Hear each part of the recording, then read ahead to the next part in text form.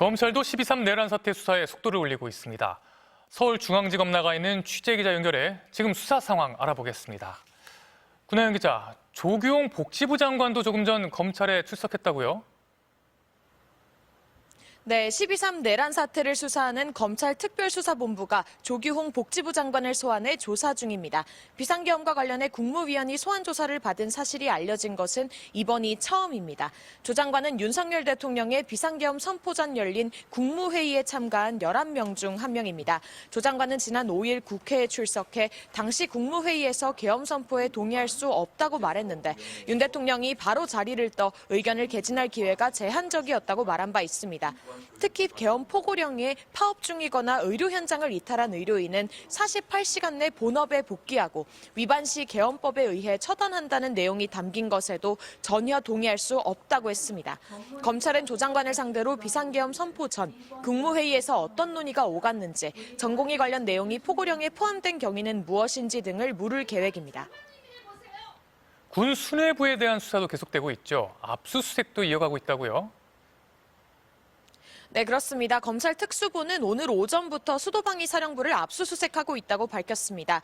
특수전 사령부에 대한 압수수색은 어제로 종료됐고요. 국군 방첩 사령부에 대한 압수수색은 오늘로 나흘째 이어가고 있습니다. 오늘 여인형 전 국군 방첩 사령관도 이틀 만에 다시 소환했는데요.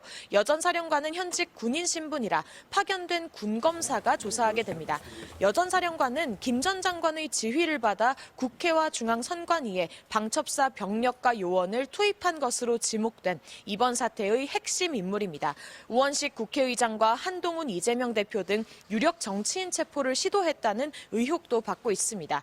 계엄 당시 윤 대통령의 전화도 받았다고 하는데요. 검찰은 구체적으로 어떤 지시를 받았는지 캐물은 뒤 구속영장 청구도 검토할 것으로 보입니다. 어제 김대우 방첩사 수사단장을 불러 조사한 사실도 추가로 확인됐습니다.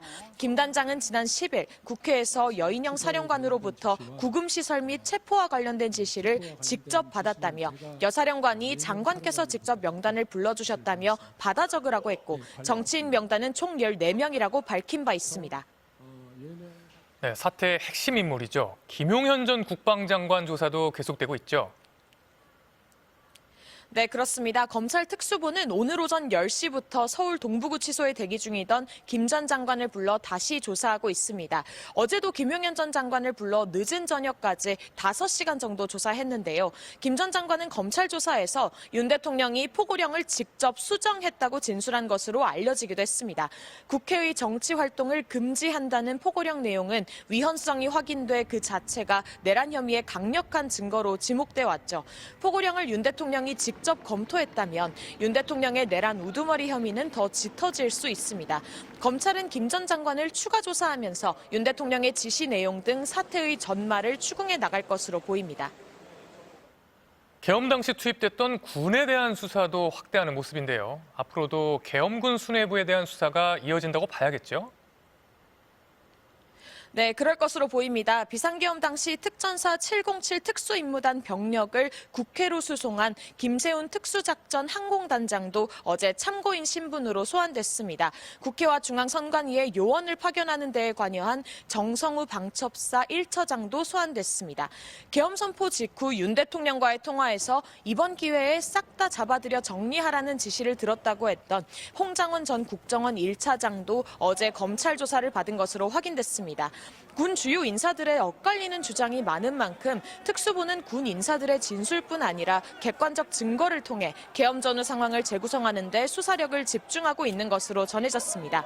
지금까지 서울중앙지검에서 전해드렸습니다.